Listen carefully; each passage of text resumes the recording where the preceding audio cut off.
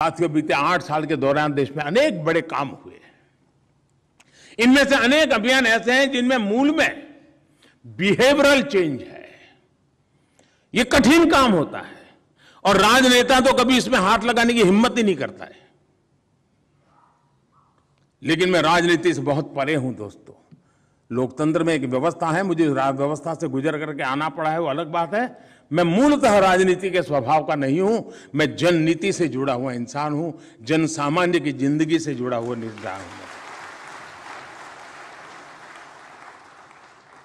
साथियों, ये जो बिहेवियरल चेंज का मेरी जो कोशिश रही है, समाज के मूलभूत चीजों में परिवर्तन लाने की जो प्रयास हुआ है, सामान्य से सामान्य मानवी की जिंदगी में बदलाव लाने की जो मेरी आशा आकांक्षा है, उसी का एक हिस्सा है। और जब मैं समाज की बात करता हूं तो शासन व्यवस्था में बैठे लोग अलग नहीं है इससे, वो कोई दूसरे ग्रह से नहीं आए हैं, वो भी उसी का हिस्सा है।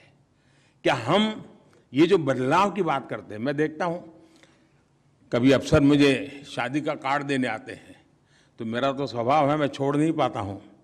और मैंने देखा मेरे पास आते हैं तो बड़ा महंगा कार्ड नहीं लेके आते हैं, बहुत ही सस्ता कार्ड लाते हैं, लेकिन उस पर प्लास्टिक का कवर होता है, ट्रांसपेरेंट। तो मैं सहज पूछता हूं, तो ये सिंगल यूज प्लास्टिक अभी भी उपयोग करते हैं आप? तो बेचारे शर्मिंदगी महसूस करते हैं। मेरा कहना ये है, जो हम देश के पास अपेक्षा करते हैं कि भाई सिंगल यूज प्लास्टिक न करे, क्या मेरे दफ्तर में मैं जहां हूं, मैं काम करता हूं, क्या मैं मेरे जीवन में बदलाव ला रहा हूं, मेरी व्यवस्था में बदलाव ला रहा हूं? मैं चीजों को, छोटी छोटी चीजों को इसलिए हाथ लगाता हूं कि हम बड़ी चीजों में इतने खोए हुए हैं कि छोटी चीजों से दूर चले जाते हैं। और जब छोटी चीजों से दूर चले जाते हैं तब छोटे लोगों से भी दीवारें बन जाती हैं। दोस्तों, मुझे इन दीवारों को तोड़ना है।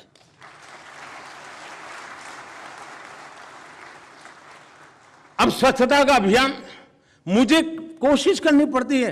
हर 15 दिन में डिपार्टमेंट में क्या चल रहा है, देखो स्वच्छता का कुछ हो रहा है क्या? इतने 2 साल 3 साल 5 साल हो गए दोस्तों, क्या अब वो हमारे डिपार्टमेंट में स्वभाव बनना चाहिए कि नहीं बनना चाहिए?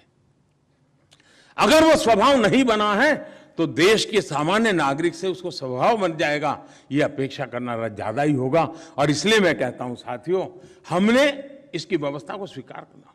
अब हम डिजिटल इंडिया की बात करते हैं, फिनटेक की चर्चा करते हैं। भारत ने फिनटेक में जो गति लाई है, डिजिटल पेमेंट की दुनिया में जो कदम उठाया, जब मैं काशी के किसी नौजवान को इनाम मिलता है हमारे अफसर को, तो ताली बजाने का मन तो कर जाता है।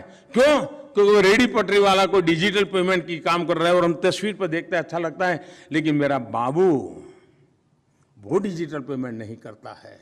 अगर मेरी व्यवस्था में ही बैठा हुआ इंसान वो काम नहीं करता है, मतलब मैं इसे जन आंदोलन बनाने में रुकावट बना हूं। सिविल सर्विस डे में ऐसी बातें करनी की नहीं चाहिए कि नहीं करनी चाहिए, विवाद हो सकता है। आप तो 2 दिन बैठने वाले, तो मेरी भी बाल की खाल उधार लोगे, मुझे पूरा पता है। लेकिन फिर भी साथियों, मैं कहता हूं, जो चीजें अच्छी लगती है, जो हम समाज से अपेक्षा करते हैं, उसका कहीं ना कहीं हमें अपने से भी शुरू करना चाहिए, हमने कोशिश करनी चाहिए।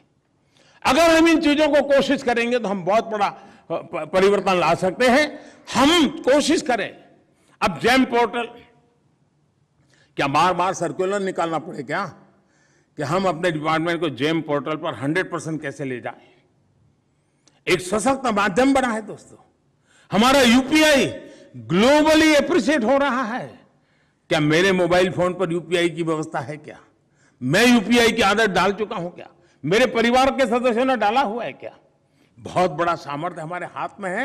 लेकिन अगर मैं मेरी यूपीआई को स्वीकार नहीं करता हूं और मैं कहूंगा गूगल तो बाहर का है, दोस्तों, अगर हमारे दिल में अगर यूपीआई के अंदर वो भाव होता है तो हमारा यूपीआई भी गूगल से आगे निकल सकता है, इतनी ताकत रख सकता है, फिनटेक भी की दुनिया में नाम रख सकता है।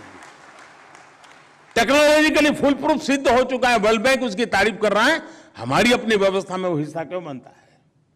पीछे पड़ते तो करते हैं। मैंने देखा है कि हमारे जितने यूनिफॉर्म फोर्सेस हैं, उन्होंने अपनी कैंटीन के अंदर कंपलसरी कर दिया है, वो डिजिटल पेमेंट ही लेते हैं। लेकिन आज भी हमारे सेक्रेटरीट के अंदर कैंटीन होते हैं, वहां नहीं है व्यवस्था। क्या ये बदलाव हम नहीं ला सकते हैं क्या? बातें छोटी लगती होगी, लेकिन अगर हम कोशिश करें दोस्तों, तो हम बहुत बड़ी बातों को कर सकते हैं। और हमें आखिरी व्यक्ति तक उचित लाभ पहुंचाने के लिए हमें लगातार एक परफेक्ट सीमलेस मैकेनिज्म खड़े करता रहना चाहिए और जितना ज्यादा हम इस मैकेनिज्म को खड़ा करेंगे, मैं समझता हूं देश का आज आखिरी व्यक्ति का एम्पावरमेंट का जो हमारा मिशन है, उस मिशन को बहुत अच्छे ढंग से हम पूरा कर सकते हैं।